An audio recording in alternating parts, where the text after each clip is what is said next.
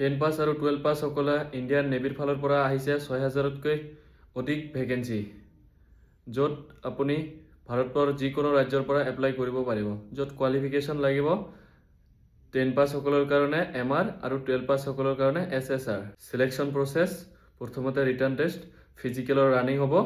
ৰানিঙত ল'ৰাসকলৰ কাৰণে আছে 1600 মিটাৰ 6.30 মিনিটছ আৰু ছোৱালীসকলৰ কাৰণে 8 মিনিট। তাৰপিছত মেডিকেল টেষ্ট আৰু হাইটৰ ক্ষেত্ৰত ভাৰতৰ যিকোনো ৰাজ্যৰ পৰা ল'ৰাসকলৰ কাৰণে হ'ব 157 চেণ্টিমিটাৰ আৰু ছোৱালীসকলৰ কাৰণে 152 চেণ্টিমিটাৰ। এজ লিমিট MRৰ ক্ষেত্ৰত 17.5 পৰা 21 বছৰলৈকে আৰু SSRৰ ক্ষেত্ৰত 17 পৰা 22 বছৰলৈকে। এপ্লিকেশ্যন ষ্টাৰ্ট হ'ব 14 মাৰ্চৰ পৰা, লাষ্ট ডেট 6 এপ্ৰিললৈকে। গতিকে যিসকলে ইণ্ডিয়ান নেভিত চাকৰি কৰিব বিচাৰে মোক ফ'ল' কৰি কমেণ্ট কৰিব, লিংক আপোনাক পঠাই দিয়া হ'ব। ধন্যবাদ।